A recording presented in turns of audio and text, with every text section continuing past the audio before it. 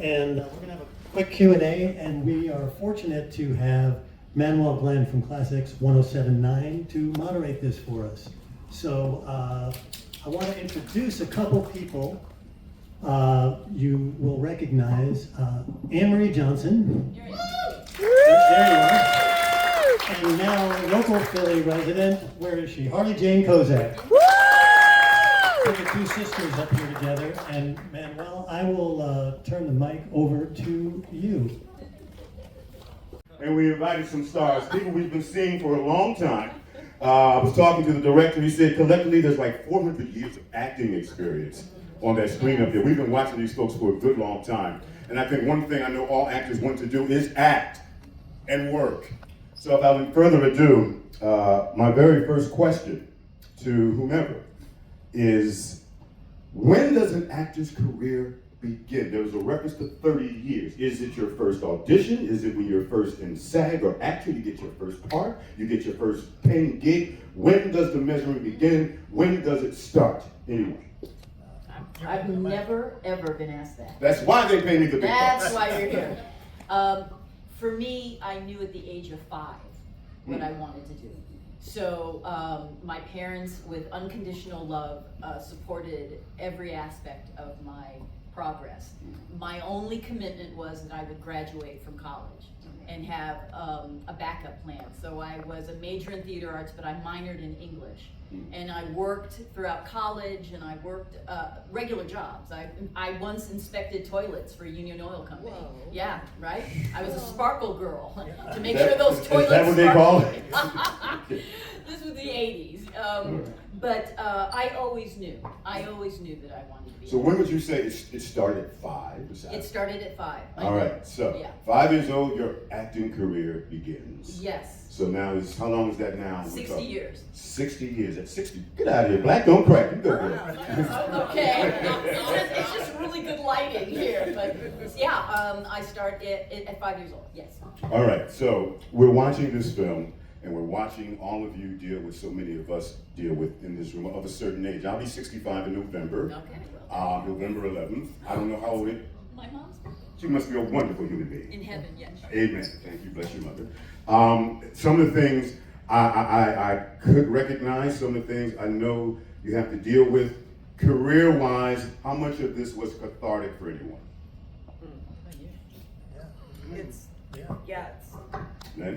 It's why I said yes when Marty asked me to be in the movie. I mean, at first I said, well, probably not, but I want to read the script because I've known Marty forever, like 40 years, right? Something like that. Anyway, and then I read the script and I went, oh shit, because I really didn't want to do a movie right then, but it was so good. It was, I've never read a script that was such an actor's movie. It was so good. It was absolutely accurate. You're an actor. Yeah. You get it. Yeah. You got it. Yeah. I honestly, and I've told this, I don't even know if we need these, but I told Harley and Anne-Marie that I knew the two women that needed to play these roles. And for me, watching the two of them and the relationship that they fell into, I really felt like they were sisters. And it was a beautiful thing. And, It was, I mean, I got to sleep with the writer. He's my husband. We've been together for 40 Okay. years. Y'all just full of surprise. I've been talking to them for a minute. This never came up. No. Never. We've been together for 40 years. Stop it. So we've worked multiple times together, but this is the first time he's written a script specifically for a female lead. And like I said, I had to sleep with him to get the role. And I didn't have to sleep with him. thank you. I didn't see any of that coming at all. See, actors, you people are dangerous. You're dangerous people. Yeah. But in this film, you have to act within the film. Yes. Casting called Clancy Brown. Clancy God. Brown, everybody. Yes, Come on. Clancy, If fantastic. you know anything about, for instance, so much work, if you know anything about the DC universe, DC comic, he's Lex Luthor. And his voice is just, he forever is Lex Luthor. But what an actor's actor. Yeah. What's so great about it is every actor you saw on the screen are friends. So we figured we've been in this business long enough, screw the auditions. That. Let's just call our friends and let's just, they were right for the role. Why should anyone at our age have to keep proving ourselves? And that's what this is about. And so we called our friends, they read the script and all said yes. And so we were very, very fortunate. Very fortunate. How difficult is, am I still on? You don't need, I have a booming voice. How difficult is it to be ill on screen?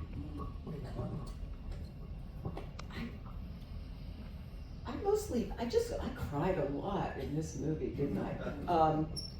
But you have to be vulnerable, which is tough. Yeah, but the most vulnerable thing is just wearing that ugly hospital gown. And then the hospital lighting, of course, but once you just give yourself over to, okay, I'm gonna look, this is not a glamour role. And so then it's kind of delightful not to really give a shit. And we did our own hair and makeup. Do you remember when you called me and said, how do you feel about, and I thought, of course, like why would I need hair and makeup in this role? So it was really important that, listen, I'm no fan of how I look on the screen, but it was really important that we be as authentic and raw as possible, because you can't tell this story with soap opera makeup. No one would buy it. It would just be another film. And so Marty had to convince me, because that, for women in film and television, that's the rawest you can be.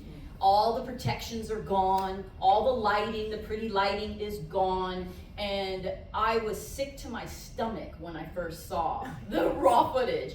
But I had to let go of my ego. I had to rely on the director, and I had to rely in God to say, you have to tell the story. And we both said, we have to be honest. We have to look like we look when we wake up in the morning, or no one's gonna buy this. And I think that was very, very scary.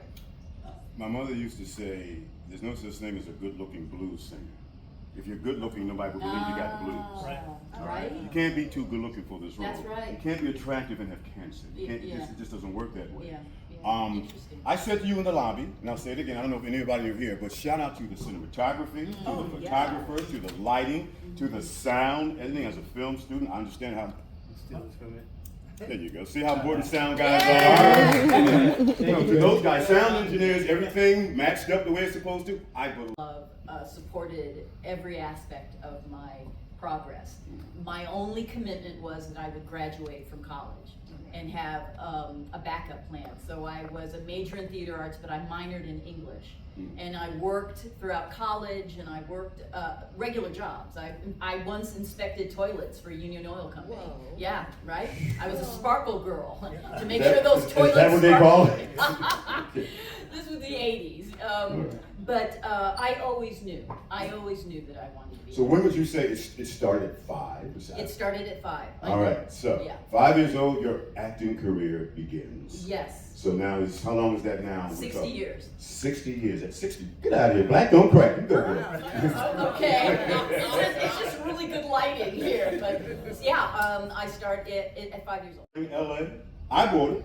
Shout out to the people that put the stuff behind them, the prop folks. I believe that people live like that with the stuff I saw on the counters and everything. it was all them. You're Well, talking there you go. Well, Great job. Let me just something that's kind of amazing. We made this film. First of all, thank you about the honesty, because it was so important to me that this was authentic, and I don't think that there's a false note from the actors, so that's tremendous. But the crazy thing is, we made this film with 5 people. That was our crew. And it is a testament to what happens when people check their ego at the door and service the project. And I think that's when art happens, when people aren't thinking of how it will benefit them so much as how they will benefit the project. Not only that, I mean, we funded this. We didn't have any financial help. And we only had $250,000. And we had to put it to good use. So Marty wore multiple hats. I was the caterer.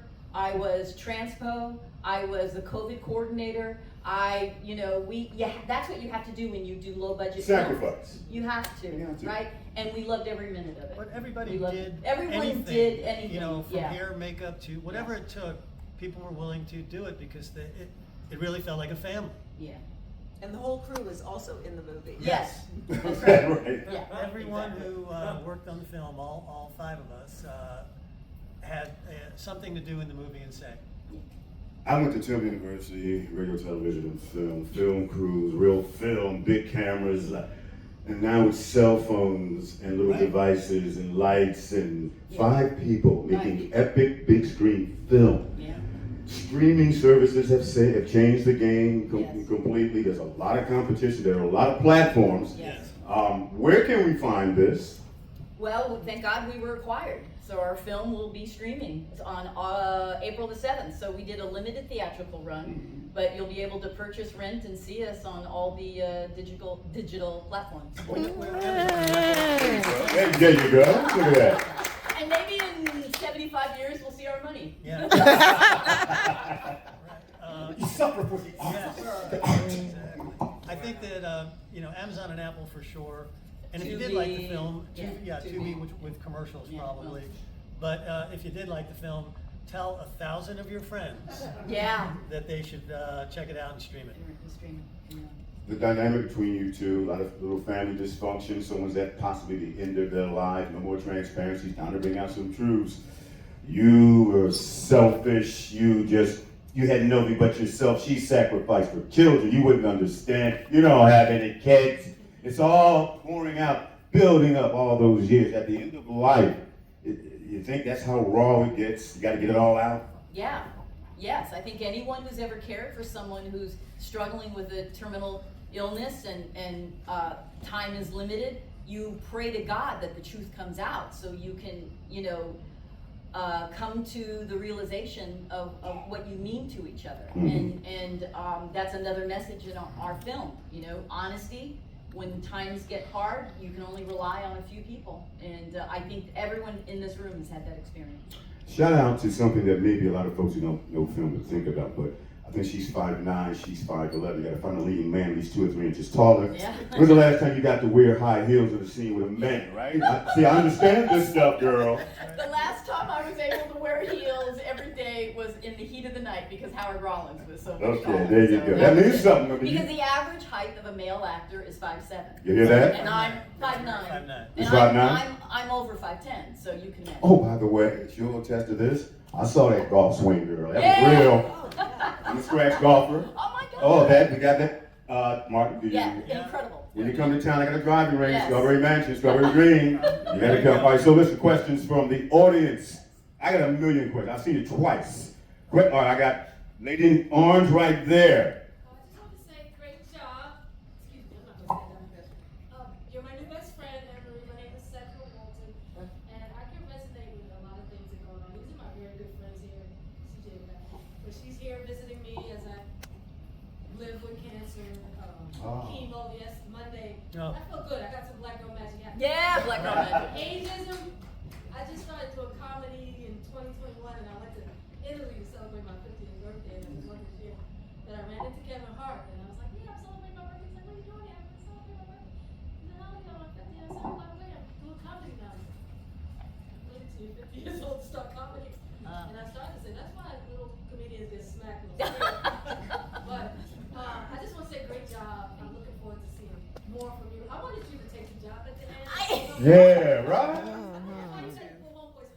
But we I'm don't gonna know. go there in a second. We don't know if she doesn't take the job, do we? Well, wait a minute. We don't know? Everybody has an opinion. Everyone has an opinion. Today, God bless you. I knew there was a question back there. Thank you. CJ. So, where did the setting take place? It was so beautiful. And as soon to be 61 myself in April, I thought about, wow, how does that affect my life? When I thought about how the two of you were talking about your mother, how the mother treated you, how she didn't treat you, my own mirror started to reflect in my own life. So this film, I think, as I saw the preview, I'm like, yo, am I expiring? Am I coming to a place where I no longer am relevant? So Never. this film, I think, is on point with all y'all all the shit going on in the world, and where we are now as women, women just trying to become and continue in our. Thank you so much. Thank you. Shakira has a question. Here we go. Can you hear me? Yes. First of all, it's a wonderful job, and I really enjoyed every moment. And CJ, I think I know that I understand what you mean. I almost lost the cancer aspect. I just saw realism in my face. I saw love. I saw women. I saw careers. I saw hurt. I saw pain. I saw marriage. I saw 30-year-olds, 40-year-olds. I saw hurt and pain and resilience. And I saw things that I can relate to as far as humor, black humor, and just things that are every day. And it made me take a look at myself, and it made me take a look at my circumference of people and friends. And I don't mean to say this disrespectfully, I didn't miss it, but the cancer aspect was just an ancillary. But this resonates deeper than you probably even thought that it could, because it's penetrating and it's of the times. And I knew for a fact you guys had something going on, because I saw the way you looked at her. You look at her like a man looks at a woman, as like a helpmate, like she has your ribs. And one more thing, your deep breath, the deep breath that you took lying down, I felt that. I felt the deep breath, and I felt you walking away, because I was thinking in my head, some days I just want to walk. I want to put my phone away and just walk. So you were walking for so many women and people, and you were breathing and exhaling for so many people. Well done. Oh, that's so nice. Well said. I just want to say thank you so much, and I just want to say, because I know we ran a little past our time, so we're going to probably have to wrap up. But to your points, plural, the two of them were so great.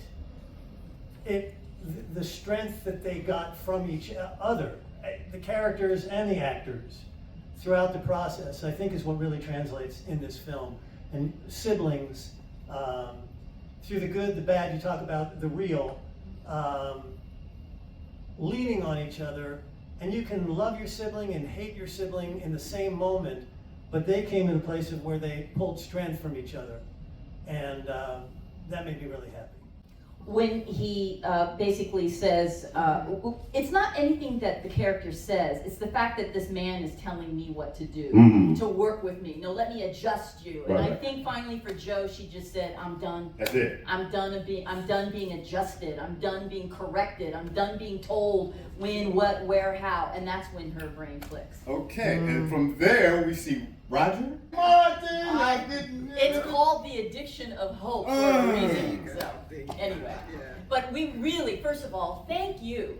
I come from out of the blue. I want to know this woman. We've never met, but we just needed someone dynamic who was a Philly local to help us bring this to you, and we are so appreciative of the theater, the staff of the theater, everyone who came out to join us, my sister in crime, my husband in crime, and everyone, thank you. April 7th, we start to stream. Can I just say that I would say most of the audience is my block. Look